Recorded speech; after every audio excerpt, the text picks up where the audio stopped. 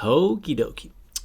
In this video, we are covering Math 1524 Lab 4. I'm going to help you work through it, and it's a very long lab, so let's get started. Introduction. Okay, not worried about that. All right, let's jump to new Excel commands, connected scatter plot. So we'll download the data. So click on the first sheet, highlight columns A and B, and create a scatter plot. So in this data, we highlight columns A and B. So highlight A and hold and highlight B. And instead of just inserting a regular scatter, we have different options here. And we're going to play around with doing the one with these straight lines here. What do they call it? They call it the scatter with straight lines and markers. So that's what we're doing for the majority of these little scatter plots. So we start with that, and then dealing with data in rows, D through J, you're given 3 different data sets, Y1 and Y2. So Y1 and Y2. Highlight the cells in D through J in both rows 2 and 3, then create a connected scatter plot. So the same kind of scatter plot. So D through J in 2 and 3. So highlighting the days and highlighting the Y1 values. We insert scatter plot. We go to the connected one with the lines. Yada yada. So these are the Y1 values. I think we can just leave it like that. Should look like the first graph in figure 2. Yep, so Y1 values. Good. All right. So now plotting multiple data sets. Let's practice plotting multiple data on one graph. So highlight D2 through J4. So D2 through J4. We're looking at all of these. We insert another connected scatter plot, and naturally we can see what it's doing is over the number of days, it's plotting both the Y1 values on their own line and the Y2 values on their own line. So then I think they say something about renaming these. So compare Y1 and Y2. So if you want, you can change this to compare Y1 and Y2. All right. And then I think the last, there's like maybe 2 more. I don't know. Let's see. Compare Y1 and Y2. We're going to, what are we doing? D7, J7. So we're comparing Y1 and Y3, and then Y2 and Y3. Okay, so we're basically making 2 more. We can get rid of this practice one here. We're going to put Y values, compare Y1 and Y2. Now we're going to highlight the days, and then highlight, oh gosh, what is it? Y1 and Y3. So we're going to highlight days, hold control. They say hold command, so whichever one makes it so you can highlight multiple things at once. So we're doing Y1 and Y3. So we highlight the days, Y1 and Y3. Insert, scatter, lines. You can make this compare Y1 and Y3. And then we can do one more where we highlight the days, hold control or hold command, highlight Y2, highlight Y3, insert, scatter plot, bam. And we can call this compare Y2 and Y3. So now all these graphs should match what we see in figure 2 here. So we have the Y1,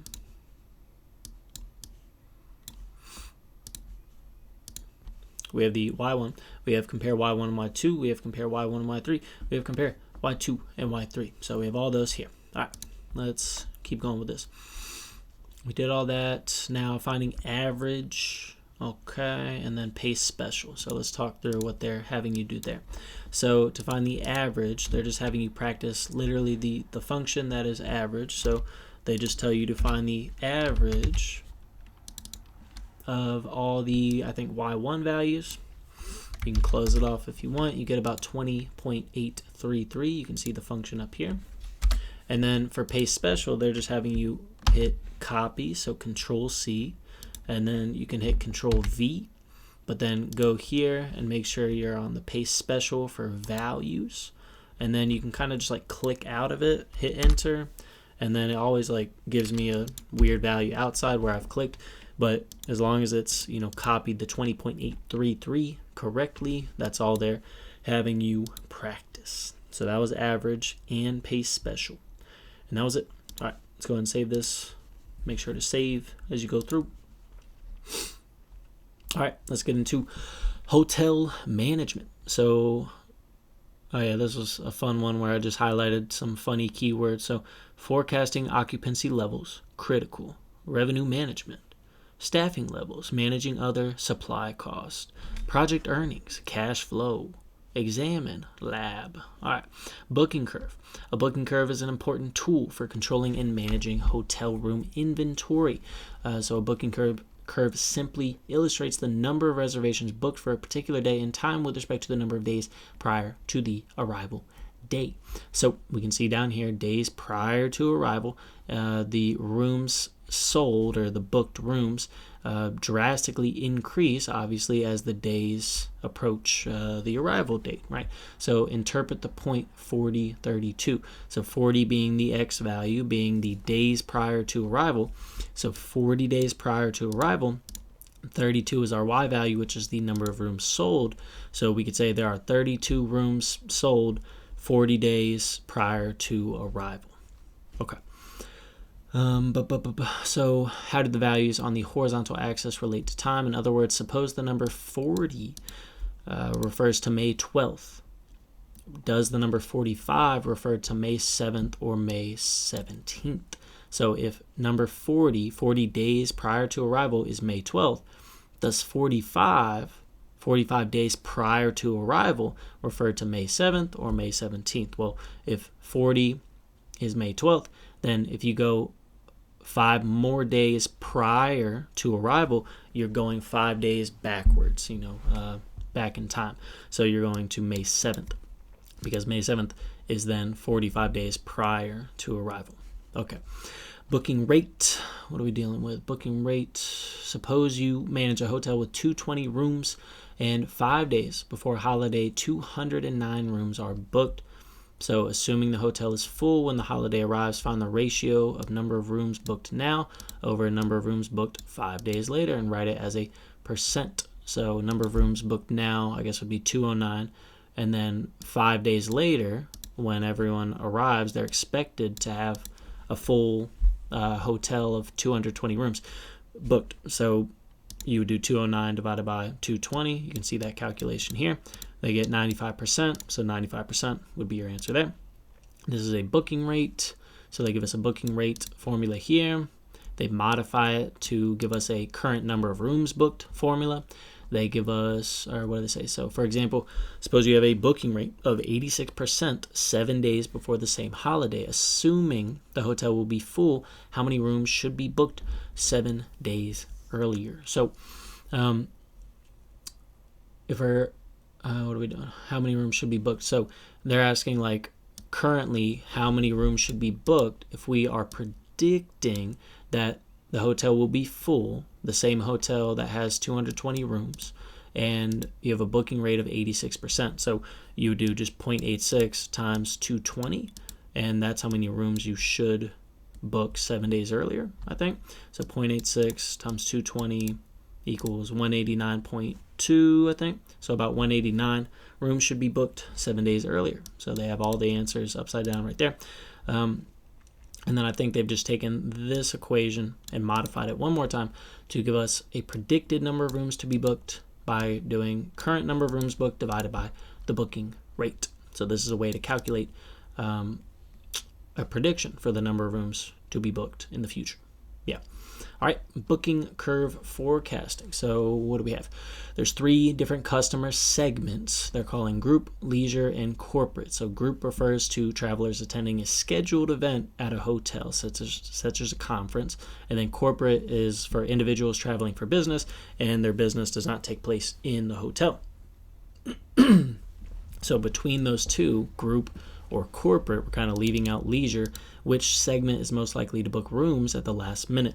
So their answer, they say something about the corporate individuals who are they just like need a place to stay, and the company they're working for is paying for it. They're more likely to book a room last minute, as opposed to the group conferences and the group segment, because they would book rooms far in advance, because they have to book far in advance if their event is taking place at that hotel. So that's the idea. Click on the sheet titled Predictions, and they say the first column gives various booking periods. B, C, and D separate the market segments, and E gives the overall historical booking rates. So glancing at predictions real quick. Again, they give us booking periods. This is like the number of days out from the desired date that you're staying at the hotel. Different segments: corporate, group, leisure, and then the total. Hold on one sec.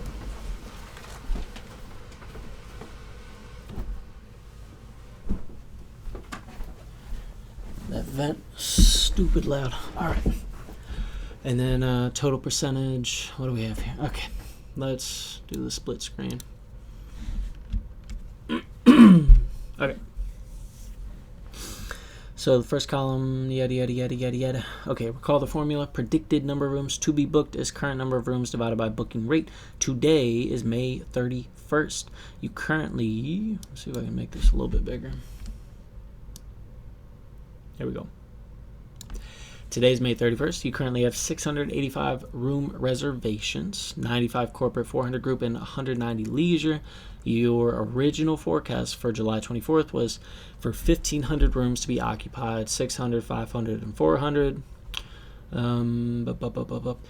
You want to calculate an updated forecast for July 24th in H11 through J11. First, what booking period in the table should you use? So again, the booking period is like how many days out you are. So if today is May 31st and you're creating a forecast for July 24th, we want to think about how many days away is July 24th from May 31st. So from May 31st to the end of June would be about a month. It'd be about 30 days. And then from the end of June to like July 24th is, a little over 3 weeks. So a little over 24 days. So about 30 days plus 24 days, something like that, would be about 50 something. The idea is that it's between 31 and 60.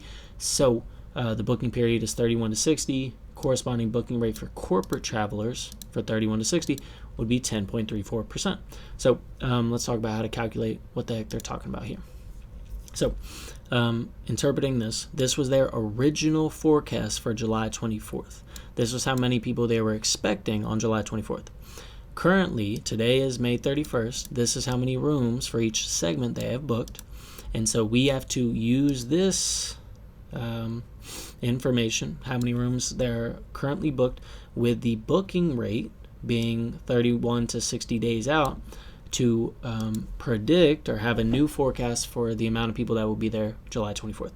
So you'll notice I did the number of people currently booked divided by the booking rate, and this comes straight from this here. Current number of rooms booked divided by the booking rate gives us a predicted number of rooms to be booked.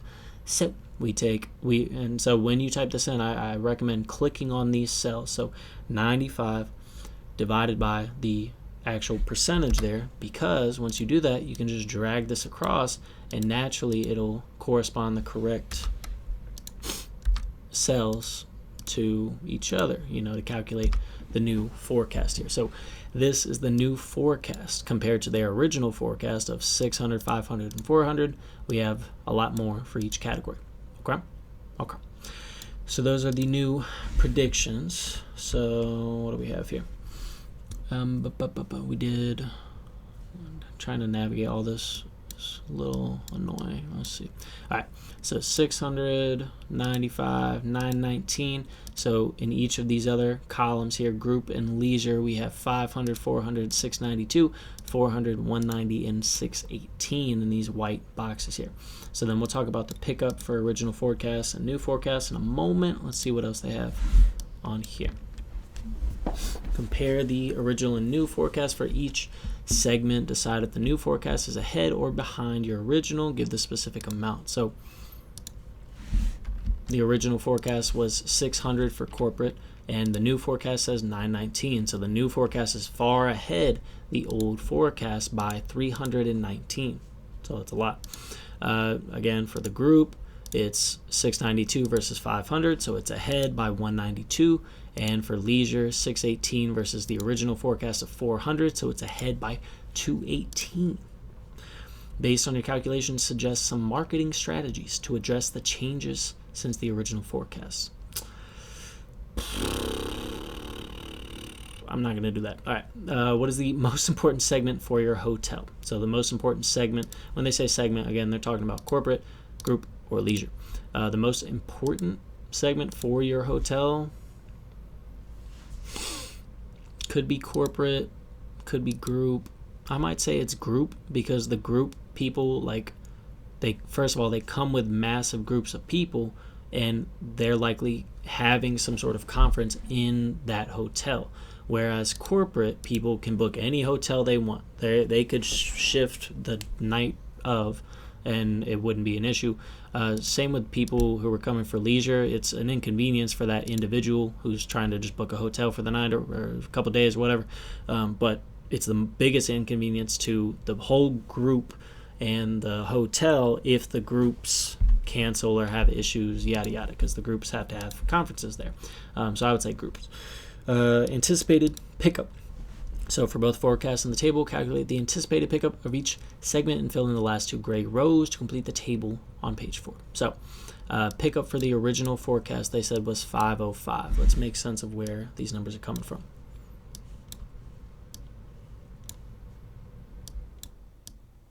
All right, so what they mean by pickup is, let me think about this. Yeah, so originally the forecast was for 600 people for corporate, and on May 31st they had 95 rooms booked. So the pickup is the difference between their forecast and their current number of rooms they have booked for that date. And so the pickup would have been 505 because the difference between these is 505. Do they have us calculating? Yeah, they have us calculating the pickup. So let's just do that here. So the pickup for the original forecast would be literally the original expected amount minus the May 31 data. So 505, and we can just drag this across now to get the others. So the expected pickup was 100. The expected pickup was 210 for leisure, and now for the pickup for the new forecast would now be the difference of the May 31st data to the new forecast data. So again, we'll just do new forecast minus the actual number of booked rooms.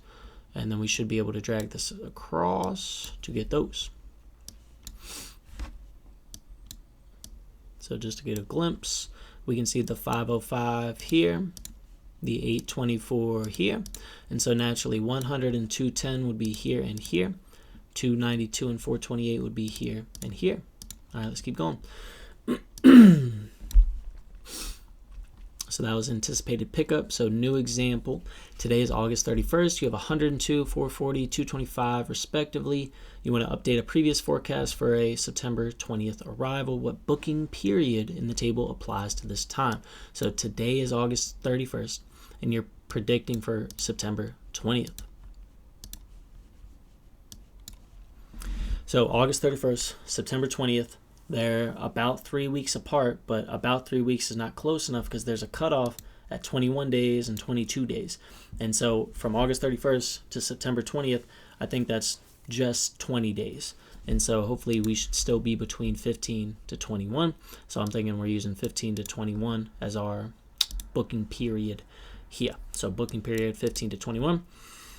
Create the updated forecast in the appropriate cells. All right. So August 31st. Oh, I think I might have done this already. Maybe. I don't know. Maybe not. Oh, yeah, I did. Okay. So they gave us these values. And to calculate these, we do the same thing, right? We do the number of rooms booked divided by the booking rate. Hit enter. And then we just click and drag this baby across. And that's it. So 329, 450, and 307 should go in the new forecast values. And then I guess August 31st data would just be the values they gave you here. Number of necessary reservations we will talk about in a moment. Let's talk about materialization rates. Using booking curves to project the number of occupied rooms tells us how many rooms we believe will be occupied, but it does not tell us how many actual reservations are needed to net the projected target occupancy. What that means is they must factor in cancellations and no-shows because that will have an impact on how many reservations you will want to take, yada, yada. They use the phrase materialization rate to determine the actual number of reservations you will want to take on any given day. For example, if a 400-room hotel averages a 10% cancellation or no-show factor on Tuesday nights, then they have a 90% materialization rate. Suppose all 400 rooms are booked, assuming a materialization rate of 90%. How many rooms do you actually expect to be filled? So if they have 10% cancellation or a 90% materialization rate, then if 400 rooms are booked, then only 90% of those will actually end up being filled. So 90% or 0.9 times 400 is 360. You can see that upside down there. So 360 rooms is what they expect to have filled. Click on the materialization sheet in cells G4 to I4. G4 to I4, they give us, I think I just translated the forecast. Yeah, 329, yada yada. So these were the forecast dates from right here. New forecast for September 20th. And then use the materialization rates in A3 to C3 to find the number of rooms you expect to be filled for each group. Mark your calculations in G8 to I8. So right here, G8 to I8, number of rooms expected to be filled. If they have booked this many rooms, if this is the forecast, and then this is the actual materialization rate. So what we're going to do is just take this and multiply it by the percentage for the materialization rate. And as a result, we will get the number of rooms, not that they expect to be booked, but expect to be booked and actually occupied, filled. So then we'll drag these across. We have this. So number of rooms expected to actually be filled, they're expecting 329, but in reality, they'll have like 269 booked or, filled. So then what do we got? So we did that. Materialization rates determine how many rooms to overbook, right? In order to actually have 100% occupancy. So assuming a Tuesday no-show rate of 10% at a 400-room hotel, how many rooms would you need to book to reach 100% occupancy? So they're basically saying, like, how many rooms should you overbook if 10% of those people are not going to show, so that once all the people don't show, you still have 400 people, 400 rooms filled, basically. And so the question is, like, if it's 10% no-show rate, we know the materialization rate is 90%. So we could say, like, X times 90% equals 400. And so to solve for X, what you do is 400 divided by 90%. So you can see that upside down here. 400 divided by 90% is 444.4. So, about 444 rooms you want to book so that 10% of 444 don't show up. So it leaves you with 400 rooms actually filled. All right. Materialization rates work just like booking curve rates, as they are simply a percentage used to make a forecast. Materialization sheet one more time. They say use the predicted number of rooms to be booked formula. So they're talking about this one here. It's kind of the same formula. It's not quite the same. So I'd use that, read that with caution. But I'll show you how to calculate what they're talking about. So we want to calculate the predicted number of necessary reservations for September. So we're going to do the same thing we just did right here, where we did like 400 divided by 90%. So number of necessary reservations. If they want to actually fill this 329 expectation, what we're going to do is 329 divide by the materialization rate. Just like in the other example, where if they expected 400 rooms to be filled, we took 400 and divided by the 90% materialization rate. So we hit enter and we drag this across. And so the idea is we would want to reserve about 400 rooms, maybe 401 rooms, so that with a materialization rate of 82%, naturally about 18% of people would not show up. So as a result, we would fill the 329 rooms we actually expect to be filled. All right, and then same thing applies for these last two. So these would go, in this row here on the bottom. So number of necessary reservations is right here. All right, How we doing? 25 minutes already. Okay. Hey, we're grinding. We're doing great. All right. That was that. What if you overbooked? So it says, what if you overbooked and find on the arrival date that you were wrong about the no-show? Specifically, if you have more guests than you have rooms, what tactics would you take to address the situation?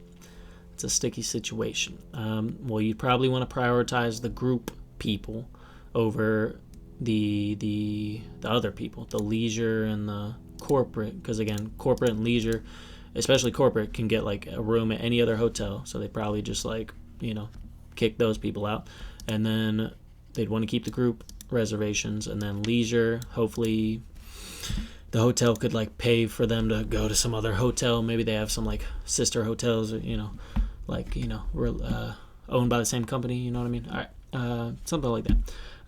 I don't know. Let's go to Airlines Overbooking. So similar situation. To avoid flying with empty seats, the airlines sell more seats than are available.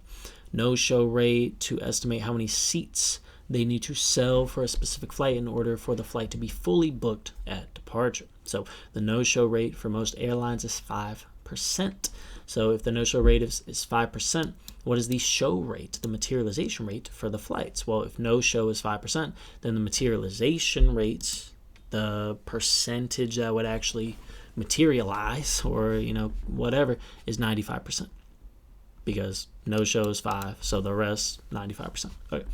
For an Airbus that can carry 500 passengers with a no-show rate of 5%, what is the number of seats they should sell to have a full plane at departure? So this is the same calculation we just did. It'd be the number they expect or want to have filled, 500, and we divide it by not 5%, but we divide it by the materialization rate, which would be 95%. So 500, we'll just do it over here. 500 divided by 95%, so 0.95, we get about 526. And so what that's saying is we'd want to sell 526 seats or tickets so that when 5% don't show up, then we're left with a full 500 seats filled. Full five, yeah, you get it. All right.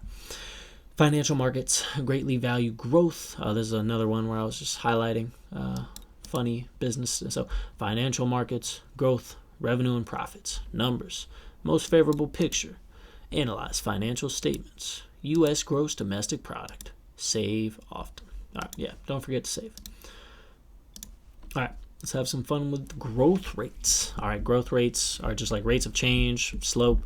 You've dealt with it for weeks now. Rate of change in output over change in input. It's like change in Y over change in X, slope, whatever. You'll be looking at annual growth rates over a single year. So annual growth rate is likely just the change in the output, but we want to also consider not just change in output, but change in output compared to the previous value. So this is where like percent change, where we've dealt with before, comes in. So annual growth rate as a percentage, new minus old over old. And then they rewrite it as new over old minus 1, because these two, let me just circle it, new value minus old value over old value is equivalent to new over old minus 1. These two are equivalent. The table below shows the U.S. public debt in trillions of dollars at the end of each year from 2011 to 2014. The growth rate for 2012 is given. Calculate it yourself and check on the steps. So the way they calculate the 8.65%, this is like percent change, they do the new divided by the old, and they subtract it by 1. So new over old minus 1. So let's just do that in Excel. 16.07 minus 14.79. Let's go ahead and get that value, 1.28, and then we subtract that by 1, right? So this minus 1. So what we just did, you know what? I'm sorry, I'm supposed to divide these. Whoopsies. All right, we divide those. So when we divide these, we have new divided by old, and then we subtract 1 from that. All right, so 0.0865 is 8.65%. That's the idea. So they show the steps upside down here. Same deal. They say fill in the table using the annual growth rate percentages for 2013 and 2014. So let's go ahead and, I guess, do the same thing. Let me take a moment and just type some of these out. They don't give us these, do they? I hope not. I wish they did. All right, I should have prepped for this. Let's just type them in real quick. I'm just going to do 14.79, 16.07, 16.74, and 17.82. And then this is NA, and then this is the 8.65. So let's calculate this again. Let's do this divided by this minus 1. And we get 8.65, right? So naturally, if we just drag this across, we'll have all our other percentages filled out. So it's calculated it for us. So for example, to calculate the percent change here in 2013, we do this divided by that minus 1. And if we want, we can highlight these, go to format cells, go to percentage, and put it as 2 decimal places and a percentage. And so we have 8.65. So looking at this table here, I'll do 2011, 2012, drag those across. All right, so 2011 through 2014, we have these percentages for this table. All right, good little practice in finding growth rates. They ask, why can't you calculate a growth rate for 2011? So looking here, why can't we calculate a growth rate in this column here? Why do we have NA? Well, the reason is we don't have information from the previous year. We don't have 2010's information. So we can't do like this value divided by this value if we don't have this value, the 2010 value. Then they're talking about the average of growth rates, so average annual growth rates, or AAGR. They ask, what is the AAGR for the public debt for the 3 years from 2012 to 2014? So just finding the average of these would give us the AAGR.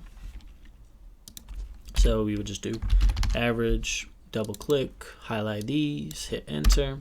So the average annual growth rate was about 6.43%. Growth rate sounds good, but keep in mind in this case, they're talking about the debt. So the growth rate for the debt is very positive, which is not good. All right. They got 6.42. Did we get 6.4? We got 6.43. That's a bummer. Okay. We rounded somehow. I'm not going to sweat it. All right. Let's talk about analyzing a financial statement. How are we doing on time? 32. Still got a big bit to go. All right. It's going to be a long one. Growth rate, we did that. Analyzing financial statement. Sample company, click on the sample financial statement. Create a scatter plot with the revenue on the horizontal, revenue with the years on the horizontal axis. Okay.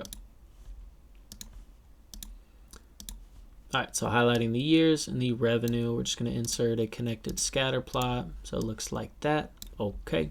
And then it appears the company is doing quite well. How does your plot support this? So the plot supports this because over time, over the years, their revenue is steadily increasing, which is a good sign. They're selling more and more, making more and more money each year. You just learned a formula to find the annual growth rate over a single year. So click on I3 and enter the formula for 2016 to 2017. So I3, they're talking about this one. And so I just input the formula to do the 2017 divided by the 2016 revenue, and then we subtract it by 1. So we get this, and what do they tell us to do with that? We want to change it to a percentage, and then drag the formula across. Okay, let's change this to a percentage. Click on I3, go to format cells, go to percentage, and we'll keep it at 2 decimal places. So 5.26% is the percent increase in revenue, or the revenue growth rate, I guess. So then we can just drag this across, and we see that the growth rate goes up and up and up, which is a good thing, unless the years are going backwards like they are here. So what this is really saying is the growth rate at first was great. It was 20%. Then it was 15%, then it was 10, then it was 5, right? So the growth rate is actually going down over time. What did they tell us? They say create a connected scatter plot of the revenue growth rate over the years. So now we'll highlight the years and the actual growth rates here. Do a connected scatter plot. And just like that, we can see, again, the growth rate started off hot, 20%, and they've worked their way down to almost 5% over time. So that's not good, right? So to find the remaining growth rates, just highlight I through L3, and drag the formulas down to row 12. Get rid of the error messages in 6 and 10. So we're just going to highlight these 4 here and just drag it down, and it'll automatically calculate what we need, the annual growth rates for all the other things. And we delete rows 6 and 10 because we're not using them. And again, it gives us all the percentages for all the other things. All right.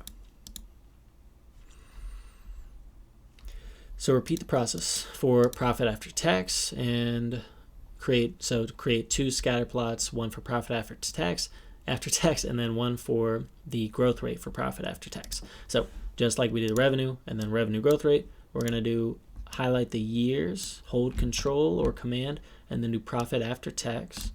We're going to insert a scatter plot for this, connected scatter plot. And then we'll do the same thing over here. We'll highlight the years, hold control, do profit after tax growth rate, insert that, connected scatter plot, go down here. So now we have these 4 graphs. So again, these revenue and profit after tax, at face value, they look really good, right? So they're increasing. We're getting more revenue, which means more profit, hopefully. But as we look at these, the rate at which both revenue and profit were growing has just nonstop decreased over time. So based on your analysis, do you think this company is doing well? I mean, they still seem to be doing all right. I guess they're making profit. But no. No is probably the answer they're looking for because the growth rates have decreased over time. So you learned how to find average. Did we talk about this chart yet? Average, what do they say? Annual growth rate of revenue, annual growth rate of profit. So 5.26. So those are just the values that I've highlighted here and here. So if you want to fill in the table with these values, bam and bam, they will go right here. Okay. Average annual growth rate. Use the average Excel command to calculate AAGR in N3 and then drag the formula down. So right here, AAGR, we're just going to do the average function, double click that, highlight all 4 of these, hit enter, and just drag this baby down. And we can just get rid of row 6 and 10. So for revenue growth rate, it's about 12.6% on average, and for the profit after tax growth rate, it's about 38%. That's really good. So we see 12.6, about 38, like we said. Compare the AAGRs to the individual annual growth rates. What advice do you have for the company based on this additional information? Okay, so to compare them to the annual growth rates. So comparing the 12.6 average to all these, obviously 12.6 is pretty solidly in the middle of all these because it's the average, like it's the average of all those. But I mean, I guess the advice, if you had to, what advice do you have for the company, would be try to keep your year to year growth rates equal, a little closer to this 12.6. Find a middle ground somehow. I don't know how you do that, but somehow. Kind of the same deal for the profit after tax. These are all over the place for the individual years, but if you could find a way to, keep all these pretty consistent to match this average, they'd probably be in better hands. I don't know what advice, I don't know what would lead to that, but anyway, that's all I got. All right, it's 39 minutes. Let's knock out Apple versus Kroger. In the next 2 tabs, they ask, what are the units for the numbers? Okay, let's get a look at Apple. In Kroger, they give us some information about their net sales, their cost, margin, expenses, income, something about taxes, net income, all that stuff. And keep in mind, these are dollar amounts, but in millions of dollars. So, this is not $8,000. This is 8,000 millions, which I think is billions. $8 billion. So, and so on. So, millions of dollars is the units. Millions of dollars, yeah. How is gross margin calculated? So if we look at any of the gross margin tabs right here, if you click on gross margin and look at the formula, you can see they've taken the net sales and subtracted the cost of sales. So net sales minus the cost it took to have those sales, I guess. So that's your gross margin. How is the operating income calculated? So operating income, you do the same thing.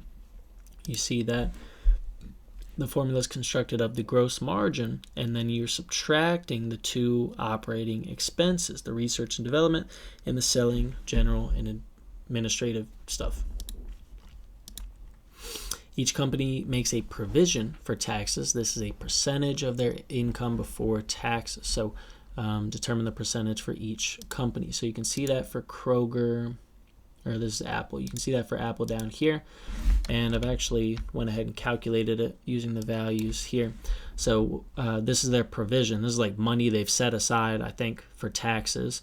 This was their income before taxes. So they took a fat chunk, $19,000, out to pay for taxes. And so we just do 19 divided by the 72 value, and that gives us this 26%. When I calculated it, they gave me like 0, so you have to go to format, percentage 2 to actually get a real percentage.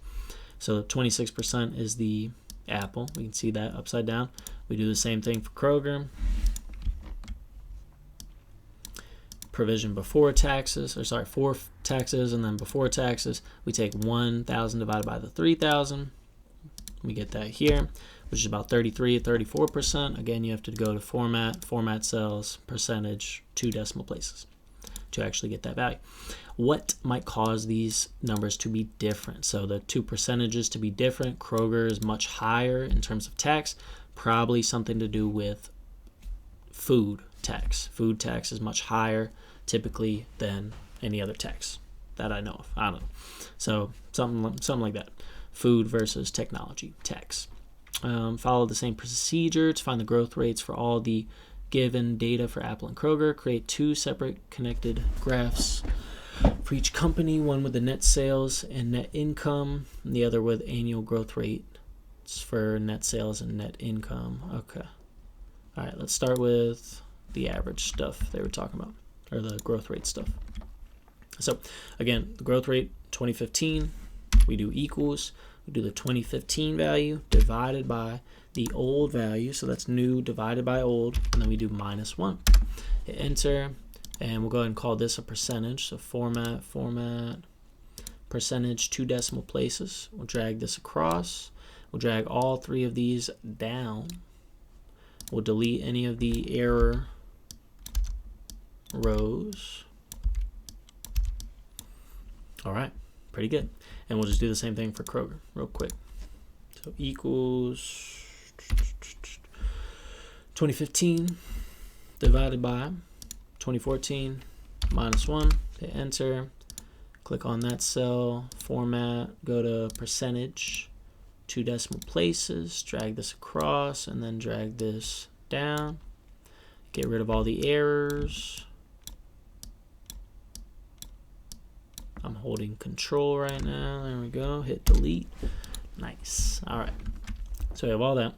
And then let's reread what they want us to do here. Create 2 separate connected graphs for each company. So 2 for each company. One with net sales and net income.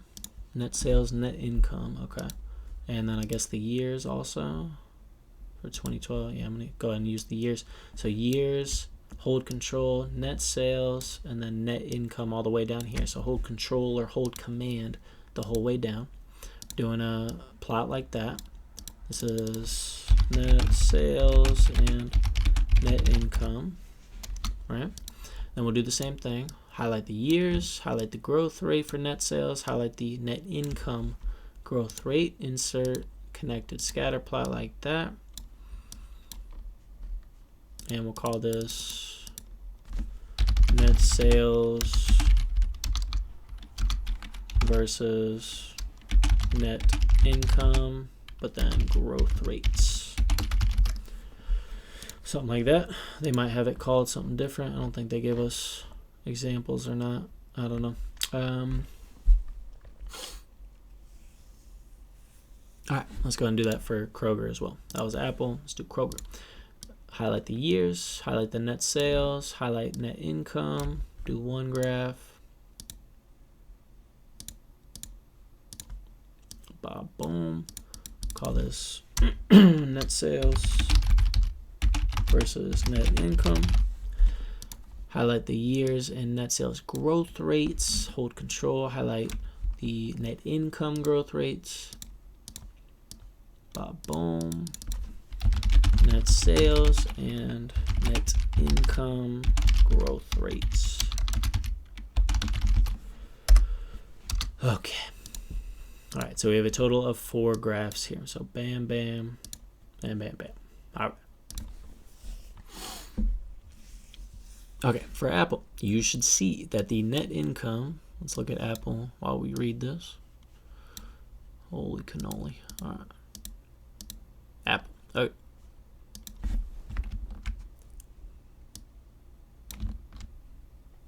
Come on. All right. For Apple, you should see that the net income growth rate was negative for 2013. Okay, we do see that. Net income growth rate, the orange, is negative for 2013. Pretty crazy. They say, what does that tell you about the net income for that year? The net income for that year, I guess, went down. The net income just went down from 2012 to 2013. I think that's all that means. And we could see that. Let me just do the big screen here. Yeah, you can actually see that here. So 2012 to 2013, the net income went from about 42,000 to 37,000. So it went down, which means its growth rate was negative. Likewise, they say, during what year were the net sales growing the fastest for Kroger? What about net income? So net sales growing the fastest for Kroger. Net sales were growing the fastest. Net sales growth rate, I guess they were growing the fastest in 2014, because in 2014 the growth rate was at a max of 10%. Okay. Yeah, so 2013 to 2014, I guess. And then what about net income? Net income growth rate was the highest in 2015 at 18%. So 18% in 2015. Discuss how each of the following is rising or falling over the full time period. Okay, I'm not going to do that. But if you wanted to, they're saying like net sales growth rate, net income. So they're asking you just to describe for Apple how it's rising or falling from here to here, how the growth rate of net sales is rising or falling, and then net income, what it's doing, net income's growth rate, what it's doing, and then do the same thing for Kroger. Okay, I'm not going to do all that. Sorry. But make some comparisons. Use copy and paste special to transfer the net sales growth rates and net income growth rates to comparison. Okay, net sales growth rates, so all the growth rates. Okay, yeah, start with Apple. Let's do net sales growth rates. We're going to copy those. Hit Control C. So this is Apple net sales growth rates. Okay, hit Control V. Make sure to click values, click out of it. And then we'll do net income growth rates for Apple. Net income growth rates. Let me hit enter or something. Get rid of those. All right, Control C. And then go to comparison, Control V. Make sure to do paste special for the values. Hit enter somewhere. All right, we're going to Kroger. Yeah, let's go to Kroger. Go growth rates, Control C, net sales growth rates, Control V, paste special, hit enter, delete, Kroger, we're going net income growth rate, highlight those, Control C, Control V, paste special, enter, delete, highlight all 4 of these, go ahead and make this a rate by format, cells, percentage, 2 decimal places. Boom. All right. We have everything copied. Let's see what they tell us to do next. Calculate the AAGR. Round everything 2 decimal places. All right. So to find average, we're just doing average. Double click. Highlight these 3. Hit enter. And drag this on down. Delete these 2 rows. So we have our average annual growth rates for Apple and for Kroger. across these years, 2013 to 2015. Now create two connected scatter plots, with both Apple and Kroger results for 2013 to 2015, one graph for the net sales growth rates and one graph for the net income growth rates. Okay. So we're comparing each of them, but with both Apple and Kroger. So let's highlight years. We'll highlight, hold control, hit Apple net sales growth rates, and then Kroger net sales growth rates. Insert, scatter, connected, ba-boom. Comparing Apple versus Kroger net sales growth rates. Highlight the years, highlight Apple net income growth rates and Kroger net income growth rates while holding control the whole time. Do the connected scatter plot here. This is the Apple versus Kroger net income growth rates. All right. So we're comparing Apple and Kroger, right? We can see differences here. How are we doing on time? 50 minutes. Jesus, I hope this saves. We're so close. Okay, we're so close. For each company, compare the AAGR with the annual growth rates. Which company was most consistent? Okay. So AAGR, which company was most consistent? So 14, well, these individual growth rates are all over the place, so that's not good for 14. These are all over the place for 10. These are a little bit better. I mean, Kroger had just a spike of 10% in 2014. And then, I mean, I would say Kroger in general is more consistent than Apple is. But good night. I guess Apple has higher average annual growth rates. I don't know. Just compare things like that. If you had to call one company more successful, which one would you choose? Now, I mean, Apple had the negative growth rate there, so that's not very good. From 2013 to 2015, Kroger's going up, at least in net income. These are also going up. This went down and then up. I don't know. I mean, from here to here, they had a big spike. It looks like, looking at these graphs here, what can this tell us? Apple just steadily rises in terms of its net income. And then Kroger kind of increased and then sort of plateaued. So, I don't know. Maybe Apple. There's probably a number of correct answers to that as long as you can justify it correctly using the data. So, I'll leave it at that. U.S. gross domestic product. Click on GDP. Create a connected scatter plot. Calculate the annual growth rates as follows. Okay. So, GDP. Annual growth rates. Yeah, let's go ahead and just do that. We're going to calculate annual growth rates for 2001 to 2017 by doing new divided by old minus 1. Hit enter. We'll go ahead and call this a percentage. Format cells, percentage, 2 decimal places. And we can just drag this down to get our annual growth rates for, again, not 2000, but 2001 to 2017. So now find the averages for each of these corresponding years. So we're just going to do average, double click, and this is, I can't remember what it was. It was like 20, hold up. Mother trucker. All right. 2001 to 2017. So the whole time. 2001, 2017, we're just highlighting all these. Hit enter. 3.87. So now just from 2001 to 2008, so average 2001 down to 2008, right? Hit enter. And then 2009 to 2017. So the rest of the time. Double click. 2009 right here to 2017. Hit enter. So there are 3 different average annual growth rates. So each of those would go here, here, and here for here, here, and here, respectively. What was the annual growth rate in 2009? That was the one that was negative, right? The 2008 financial crisis has been mentioned in previous labs. Think about how this might relate to the unusual annual growth in 2009. So what this means is that the GDP went from 14.7 thousand billions, whatever that is. That's like trillions, like 14.7 trillion to 14.4 trillion. It's something to do with the housing market. I can't explain the context of it. I'm not good at that stuff, but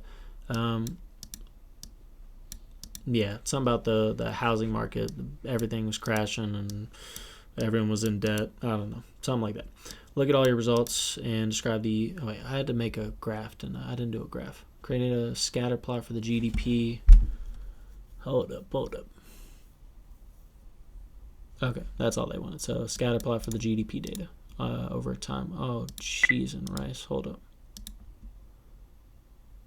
Come on, bro. Don't end on me here. You can still hear me? All right. It scared me. I thought I lost everything. All right.